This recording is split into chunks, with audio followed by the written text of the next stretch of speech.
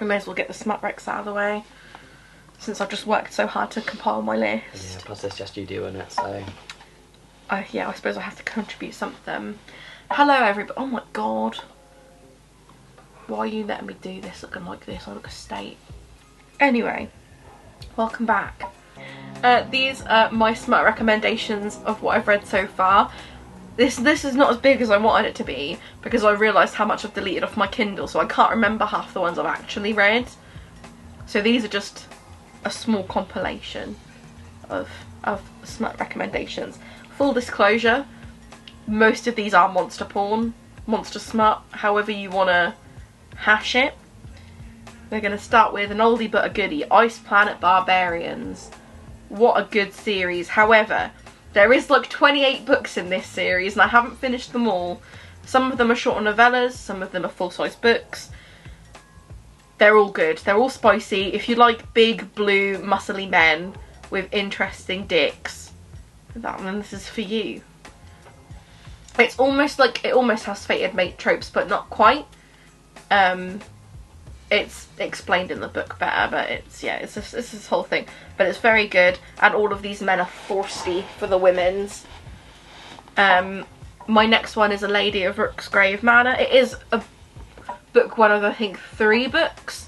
I only read book 1. I don't really feel like reading the other ones, just because they're all, you could kind of all read them as standalones. They do cross over in places, but you can read them as standalones.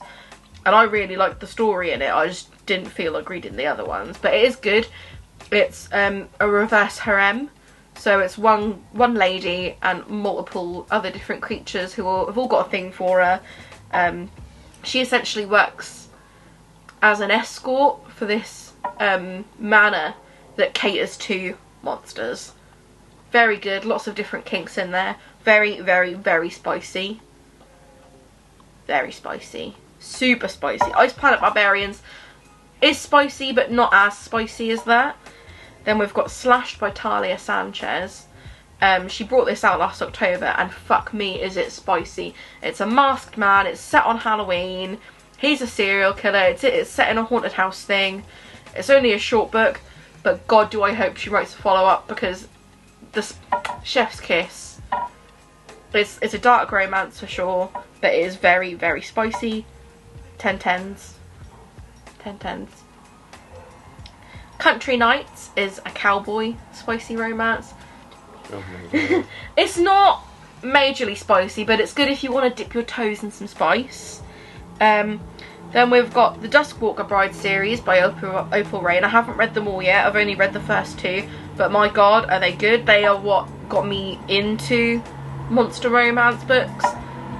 She just writes it so well, because it's not, the spice is super spicy, but it's not just spice in those books. There is plot, and there is a storyline, and there is really good world building. So that's, I wouldn't say necessarily it's a good place to dip your toes into monster romance, but if you're not used to it and you still like to have fantasy story and romance, it's all in there, so it kind of helps you adapt to it in a way.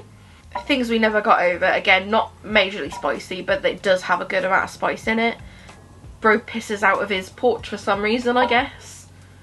Fair enough. It's good, it's light. Icebreaker, again, not overly spicy, but it does have some spice, and the spicy scenes are nice. They're quite vanilla, same with Things We Never Got Over. But they're still good. There's a really good scene where they're in a taxi, and that's all I'm going to say about that. Again, not too overly spicy, quite vanilla in terms of spice, but it is still spicy. Found by the Lake Monster is another monster romance. Lillian Luck, my queen, I love you. She just writes it so well. I think that is part of her Bathhouse series. Possibly, yeah.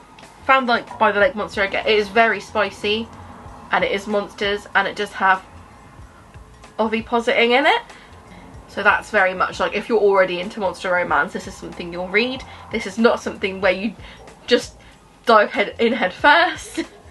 She just writes it well though, because some of the the monster males she writes are so sweet and cute, but then they fuck like beasts, and it's 10/10s. His Darkest Craving was one of the first monster smuts I read, and it's about a shadow demon and it's so good. It's so good. She also has a colouring book alongside this book, which I do want to get, because you know what, you know, pop off babe, get that bank, get that bag. And then last on my list is Evil Boys, which admittedly I haven't finished reading it yet, but it is very good. It's a dark romance. It is very spicy. From what I've read of it so far, 10 tenths. Because it's 2 guys, 1 girl. It's essentially these frat boys, and they're in like they're murderers. But yeah, it's good. That was really chaotic. I apologise. Why did I whimper like that? So those are Izzy's Smut Recs thus far. I am going to be reading more smut in the coming months, hopefully. So then we will revisit this list. And hopefully by the end of the year I can give you maybe like a top 10 smut recommendations. And hopefully they won't all be monster porn this time. But I'm not holding out any hope. Clink.